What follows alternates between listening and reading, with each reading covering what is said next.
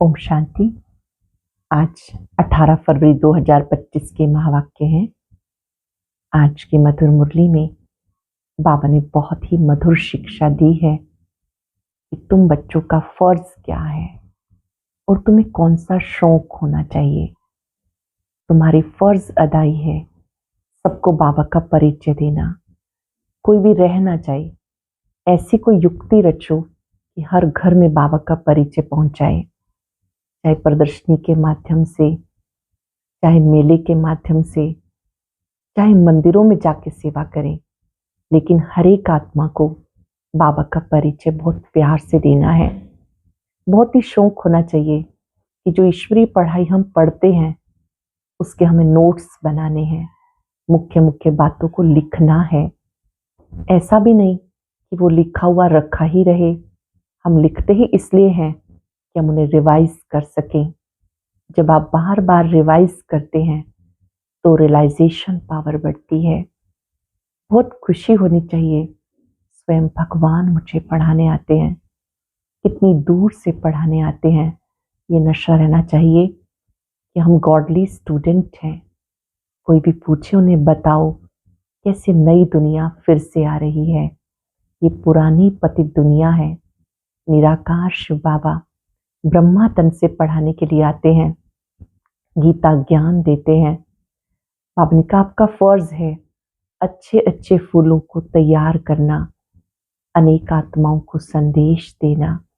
जो बच्चे याद में रहते हैं उनमें ताकत बनी रहती है। सुनते हैं बाबा के मधुर बोल। बाबा ने कहा मीठे बच्चे, तुम्हारी फर्ज अदाई है घर घर में बाप का पैगाम देना।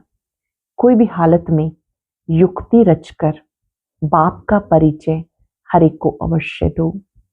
तुम्हारी फर्ज अदाई है घर घर में बाप का परिचय देना। कोई भी हालत में युक्ति रचकर बाप का परिचय हर एक को अवश्य दो। कुछ ने तुम बच्चों को किस एक बात का शौक रहना चाहिए। जो नई नई पॉइंट्स निकलती हैं उनको अपने पास नोट करने का शौक रहना चाहिए, क्योंकि इतने सब पॉइंट्स याद रहना मुश्किल है। नोट्स लेकर फिर किसी को समझाना है। ऐसे भी नहीं कि लिखकर फिर कॉपी पड़ी ही रहे। जो बच्चे अच्छी रीति समझते हैं उन्हें नोट्स लेने का बहुत शौक रहता है। जो अच्छी रीति समझते हैं उन्हें नोट्स लेने का शौक रहता है। गीता लाख जमाने वाले। ओम शांति। मीठे मीठे रूहानी बच्चों ने गीत सुना। रूहानी बच्चे ये अक्षर बाप ही कह सकता है। रूहानी बाप बगैर कभी कोई किसको रूहानी बच्चे नहीं कह सकता। बच्चे जानते सब रूहों का बाप एक है, हम सब भाई भाई हैं। गाते हैं ब्रदरहुड, फिर भी माया की प्रवेशता ऐसी है जो उन्हें सर्वव्यापक कह देते। फिर तो फादरहुड हो जाता। रावण राज्य पुरानी दुनिया में ही होता है, नई दुनिया में राम राज्य अथवा ईश्वरी राज्य कहा जाता। ये समझने की बातें हैं। दो राज्य जरूर हैं, ईश्वरीय राज्य और आसुरी राज्य। नई दुनिया और पुरानी दुनिया। नई दुनिया जरूर बाप ही रचते हैं। इस दुनिया के मनुष्य नई दुनिया और पुरानी दुनिया को नहीं समझते, वह कुछ नहीं जानते। तुम भी कुछ नहीं जानते थे, बेसमझ थे। नई सुख की दुनिया कौन स्थापन करता है? फिर पुरानी दुनिया में दुख क्यों होता है? स्वर्ग से नर्क कैसे बनता है? ये किसी को पता नहीं। इन बातों को मनुष्य नहीं जानते। देवताओं के चित्र भी हैं। जरूर आदि सनातन देवी देवताओं का राज्य था, इस समय नहीं है। यह है प्रजा का प्रजा पे राज्य। बाप भारत में आते हैं। मनुष्यों को ये पता नहीं कि शिव बाबा भारत में आकर क्या करते हैं। अपने धर्म को भूल गए। तुम्हें अब परिचय देना है त्रिमूर्ति और शिव बाप का। तुम्हें सबको परिचय देना है त्रिमूर्ति शिव का। परमात्माए नमः कहते हैं। ब्रह्मा देवताए नमः, विष्णु देवताए नमः, शिव परमात्माए नमः। तो तुम बच्चों को त्रिमूर्ति शिव का परिचय देना है। ऐसी सी सर्विस करनी है। कोई भी हालत में बाप का परिचय सबको मिले तो बाप से वर्षा ले लें। तुम जानते हो हम अभी वर्षा ले रहे हैं और भी बहुतों को वर्षा लेना है। हमारे ऊपर फर्ज अदाई है घर घर में बाप का पैगाम देने की। वास्तव में मैसेंजर एक बाप ही है। बाप अपना परिचय तुमको देते हैं, तुमको फिर औरों को बाप का परिचय देना है, बाप की नॉलेज देनी है। मुख्य त्रिमूर्ति शिव, इसका भी कोट ऑफ आर्म्स बनाया है। गवर्नमेंट इसका यथार्थ अर्थ नहीं समझती, उसमें चक्र भी दिया, चरखे मिसल, उसमें फिर लिखा है सत्यमेव जयते। इसका अर्थ तो निकलता नहीं, ये संस्कृत अक्षर है। अब बाप तो है ही ट्रुथ, वो जो समझाते हैं उससे तुम्हारी विजय होती है। बाबा जो बातें समझाते हैं हम उसे समझते हैं, उसी से हमारी विजय होती है सारे विश्व पर। बाबा कहते हैं मैं सच कहता हूं, इस पढ़ाई से तुम सच सच नारायण बन सकते हो। बहुत ही दिल को छूने वाली बात बाबा कह रहे हैं। मैं जो तुम्हें पढ़ाई पढ़ाता हूं, सच सच आप इससे नारायण बनते हो। वो लोग क्या क्या अर्थ निकालते हैं वो भी उनसे पूछना चाहिए। बाबा तो अनेक प्रकार से समझाते, जहां जहां मेला लगता है वहां नदियों पे भी जाके समझाओ। पतित पावन गंगा तो हो नहीं सकती, पतित पावनी गंगा तो नहीं हो सकती।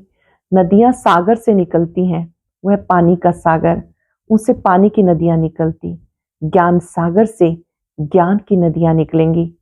तो माताओं में अब ज्ञान है, गौ मुख पे जाते हैं, उसके मुख से पानी निकलता है, समझते गंगा का जल है।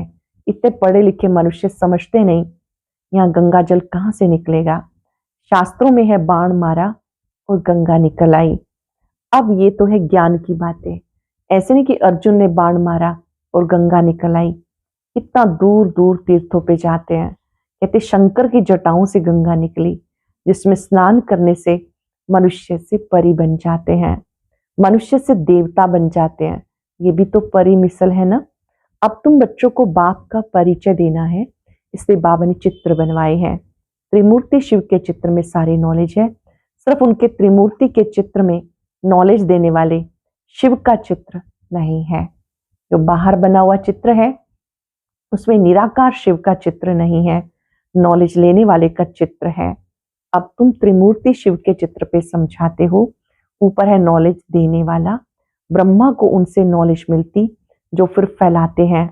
इसे कहा जाता ईश्वर के धर्म की स्थापना की मशीनरी। ये देवी देवता धर्म बहुत सुख देने वाला है। तुम बच्चों को अपने सत्य धर्म की पहचान मिली, जानते हो मैं भगवान पढ़ाते हैं, कितना खुश होते हो। बाबा कहते तुम बच्चों को खुशी का पारावार नहीं होना चाहिए। क्यों? तुम्हें पढ़ाने वाला स्वयं भगवान है। भगवान तो निराकार शिव है, न कि श्री कृष्ण। बाबा बैठ समझाते सबका सदगति दाता एक है। सदगति सतयुग को कहा जाता, दुर्गति कलयुग को कहा जाता। नई दुनिया को नई, पुरानी को पुरानी कहेंगे। मनुष्य समझते अभी दुनिया को पुराना होने में 40,000 वर्ष चाहिए। कितना मूंझ गए, सिवाय बाप की इन बातों को कोई समझा ना सके। बाबा कहते मैं तुम बच्चों को राजभाग देकर सबको घर ले जाता हूँ। जो मेरी मत पर चलते हैं वो देवता बन जाते हैं। बाबा की मत पर चलने वाले, श्रीमत पे चलने वाले देवता बन जाते हैं। इन बातों को तुम बच्चे जानते हो, नया कोई क्या समझेगा। तो मालियों का कर्तव्य है बगीचा लगा के तैयार करना। बागवान जो डायरेक्शन देते हैं, ऐसे नहीं कि बाबा कोई नयों से मिलकर ज्ञान देगा, ये काम मालियों का है। समझो बाबा कलकत्ते में जाए तो बच्चे समझेंगे हम अपने ऑफिसर को, फलाने मित्र को बाबा के पास ले जाएं। बाबा कहेंगे वो तो समझेंगे कुछ भी नहीं, जैसे बुद्धू को सामने लाकर बिठाएंगे। इसलिए बाबा कहते नए कभी भी कोई बाबा के सामने लेकर नहीं आओ। पहले आप बाबा कहते उन्हें समझाओ, कोर्स कराओ, फिर बाबा के सामने दृष्टि दिलाने के लिए लाओ। ये तो मालियों का काम है, ना कि बागवान का। माली का काम है बगीचे को लगाना। बाप तो डायरेक्शन देते हैं ऐसे ऐसे करो। इसलिए बाबा कभी नए से मिलते नहीं, परंतु कहाँ मेहमान होकर घर में आते हैं तो कहते दर्शन करें। आप हमें क्यों नहीं मिलने देते हो? शंकराचार्य आदि पास कितने जाते हैं। आजकल शंकराचार्य का बड़ा मर्तबा है, पढ़े लिखे हैं, फिर भी जन्म तो विकार से लेते हैं ना। ट्रस्टी लोग गद्दी पर कोई को भी बिठा देते, सबकी मत अपनी अपनी है। बाबा खुद आकर बच्चों को अपना परिचय देते, मैं कल्प कल्प इस पुराने तन में आता हूँ, ये भी अपने जन्म को नहीं जानते। शास्त्रों में कल्प की आयु लाखों वर्ष लिख दी, मनुष्य इन बातों को जानते नहीं। बाबा कहते, मैं तुम बच्चों को ज्ञान की नई नई बातें सुनाता हूँ। कलकत्ता में देवियों की बहुत शोभावान सुंदर मूर्तियां बनाते हैं, सजाते हैं, फिर उनको डुबो देते। ये भी गुड़ियों की पूजा हो गई। ये भी गुड़ियों की पूजा करने वाले बेबीज ठहरे, बिल्कुल इनोसेंट। तुम जानते हो ये है नर्क। स्वर्ग में अथाह सुख थे। अभी भी कोई मरता है, कहते हैं फलाना स्वर्ग पधारा। जरूर कोई समय स्वर्ग था, अब नहीं है। नर्क के बाद फिर जरूर स्वर्ग आएगा। इन बातों को तुम जानते हो, मनुष्य रिंचक भी नहीं जानते। तो नया कोई बाबा के सामने बैठ क्या करेंगे? इसलिए माली चाहिए जो पूरी परवरिश करे। यहाँ तो माली भी ढेर के ढेर चाहिए। मेडिकल बच्चों में कोई नया जाए, मेडिकल कॉलेज में कोई नया जाकर बैठे, वो समझेगा कुछ नहीं। ये नॉलेज भी है नई। बाबा कहते मैं आया हूँ सबको पावन बनाने। बाबा किस लिए आए हैं? हमें पावन बनाने। मुझे याद करो तो पावन बन जाएंगे। इस समय सब तमो प्रधान आत्माएं हैं, तभी कहते आत्मा सो परमात्मा, सब में परमात्मा। बाबा थोड़े ही ऐसे बैठ एक एक से माथा मारेंगे। ये तो तुम मालियों का काम है, कांटों को फूल बनाना। जानते हो, भक्ति है रात, ज्ञान है दिन। गाया जाता ब्रह्मा का दिन, ब्रह्मा की रात। प्रजापिता ब्रह्मा के तो जरूर बच्चे होंगे ना। कोई को इतना भी अकल नहीं जो पूछे इतने ब्रह्मा कुमार कुमारियां हैं, इनका ब्रह्मा कौन?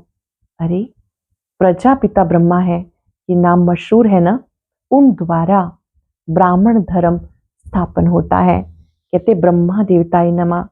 बाप तुम बच्चों को ब्राह्मण बनाए, फिर देवता बनाते हैं। जो नई नई पॉइंट्स निकलती हैं उनको अपने पास नोट करने का बच्चों में बहुत शौक होना चाहिए। जो बच्चे अच्छी रीति समझते, उन्हें नोट्स लेने का बहुत शौक रहता है। नोट्स लेना अच्छा है, क्योंकि इतनी सब पॉइंट्स याद रहना मुश्किल है। नोट्स लेकर फिर किसी को समझाना है। ऐसे नहीं कि लिख कर फिर कॉपी पड़ी रहे। नई नई पॉइंट्स मिलती हैं तो पुरानी पॉइंट्स की कॉपी पड़ी रहती हैं। बहुतों में बावन का बहुतों को ये ज्ञान देना है। स्कूल में भी पढ़ते जाएंगे, पहले वाली किताबें पड़ी रहती हैं। जब तुम समझते हो, पिछाड़ी में ये बात जरूर समझाओ, मन मना भव। जब आप किसी को समझाते हो, ये मुख्य मंत्र है, मन मना भव। मन ही मन बाबा को याद करना। बाप को और सृष्टि चक्र को याद करो।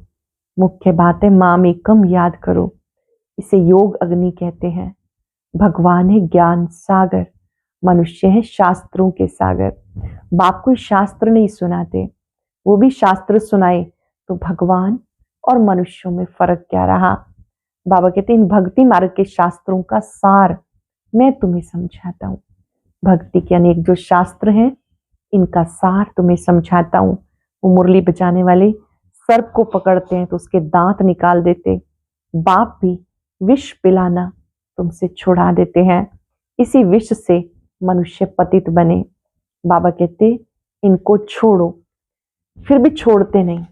बाप गोरा बनाते हैं, फिर भी गिरकर काला मुंह कर देते। बाबा आए हैं तुम्हें ज्ञान चिता पे बिठाने। ज्ञान चिता पर बैठने से तुम विश्व के मालिक जगत जीत बन जाते हो। अच्छा, मीठे मीठे सिक्के लदे बच्चों प्रति माता पिता बाप दादा का याद प्यार गुड मॉर्निंग। रूहानी बाप की रूहानी बच्चों को नमस्ते। रूहानी बच्चों की रूहानी बाप दादा को याद प्यार नमस्ते, गुड मॉर्निंग। शुक्रिया बाबा, शुक्रिया। धारणा के लिए सार, सदा खुशी रहे। हम सत्य धर्म की स्थापना के निमित्त हैं। स्वयं भगवान हमें पढ़ाते हैं। हमारा देवी देवता धर्म बहुत सुख देने वाला है। माली बन कांटों को फूल बनाने की सेवा करनी है। पूरी परवरिश कर फिर बाबा के सामने लाना है। मेहनत करनी है। किसी भी आत्मा को पहले कोर्स कराना है, ज्ञान की सभी बातें स्पष्ट करनी है, फिर उनको बाबा के पास लेके आना है। वरदान है पुरानी देह और दुनिया को भूलने वाले बाप दादा के दिल तख्त नशीन भव। पुरानी देह और दुनिया को भूलने वाले बाप दादा के दिल तख्त नशीन भव। संगम युगी श्रेष्ठ आत्माओं का स्थान है बाप दादा का दिल तख्त। ऐसा तख्त सारे कल्प में नहीं मिल सकता। विश्व के राज्य का व स्टेट के राज्य का तख्त तो मिलता रहेगा, लेकिन ये तख्त नहीं मिलेगा। ये इतना विशाल तख्त है जो चलो फिरो खाओ सो सदा तख्त नशीन रह सकते हो। जो बच्चे सदा बाप दादा के दिल तख्त नशीन रहते हैं, वो इस पुरानी देह की दुनिया से वे समृद्ध रहते हैं। इसे देखते हुए भी नहीं देखते हैं। अटेंशन से सुनेंगे। संगम युगी श्रेष्ठ आत्माओं का स्थान है बाप दादा का दिल तख्त। ऐसा तख्त सारे कल्प में नहीं मिल सकता। विश्व के राज्य का व स्टेट के राज्य का तख्त तो मिलता रहेगा, लेकिन ये तख्त नहीं मिलेगा। ये इतना विशाल तख्त है जो चलो फिरो खाओ सो, लेकिन सदा तख्त नशीन रह सकते हो। जो बच्चे सदा बाप दादा के दिल तख्त नशीन रहते हैं, वो इस पुरानी देह की दुनिया से वो समृद्ध रहते हैं, देखते हुए भी नहीं देखते हैं। स्लोगन है, हद के नाम मान शान के पीछे दौड़ लगाना अर्थात परछाई के पीछे पड़ना। हद के नाम मान शान के पीछे जाना अर्थात परछाई के पीछे पड़ना। जब हम चलते हैं तो परछाई पीछे पीछे होती है, कोई उसे पकड़ने लगे तो नहीं पकड़ सकते। बाबा कहते तुम्हें हद के नाम मान शान में नहीं जाना, हद के नाम मान शान का त्याग करना है। बाबा का ही नाम हो, बाबा का ही ज्ञान सबको बांटे, लेकिन करावनहार याद रहे। अव्यक्त इशारा है, एकांत प्रिय बनो, एकता और एकाग्रता को अपनाओ। जैसे कोई भी नई इन्वेंशन अंडरग्राउंड जाने से कर सकते हैं, ऐसे आप जितना अंडरग्राउंड अंतर्मुखी रहेंगे, उतना नई नई इन्वेंशन योजनाएं निकाल सकेंगे। जितना आप साइलेंस में रहेंगे, अंतर्मुखी रहेंगे, नई नई योजनाएं निकाल सकेंगे। अंडरग्राउंड रहने से एक तो वायुमंडल से बचाव हो जाएगा, दूसरा एकांत प्राप्त होने के कारण मनन शक्ति बढ़ जाएगी, तीसरा कोई भी माया के विघ्नों से सेफ्टी के साधन का किला बन जाता है। अंतर्मुखी रहेंगे तो बहुत सारी नई इन्वेंशन कर सकेंगे। अंतर्मुखी सदा सुखी रहता है और वही सेवा की नई नई इन्वेंशन कर सकता है। इसी से मनन शक्ति बढ़ेगी और विघ्नों से भी बच जाएंगे। आज हम सब चलते फिरते उठते बैठते इस स्मृति में रहेंगे, मैं बाप दादा का दिल तख्त नशीन बच्चा हूं। दिल तख्त नशीन बनना संगम युग की बहुत बड़ी प्राप्ति है। जो आत्मा बाबा के दिल तख्त पे रहती है, वो निर्विघ्न रहती है, आनंदित रहती है। संगम युग पर सबसे बड़ा तख्त है बाबा का दिल तख्त। दिल तख्त पे रहना अर्थात श्रीमत की लकीर के अंदर रहना। ये दिल तख्त सुख और आनंद की अनुभूति कराता है। इस दिल तख्त पर बैठकर अनुभव करेंगे, मेरे जैसा भाग्यवान कोई भी नहीं, मेरे जैसा खुशनसीब कोई भी नहीं। मैं दिल तख्त नशीन आत्मा हूं। शुक्रिया बाबा, शुक्रिया। ओम शांति। आज एक महात्मा जी की बहुत ही विशेष वीडियो अपलोड की गई है, जिसमें वह ब्रह्मा कुमारी संस्था व बहनों की सराहना कर रहे हैं। ये वीडियो सभी भाई बहनें जरूर देखें।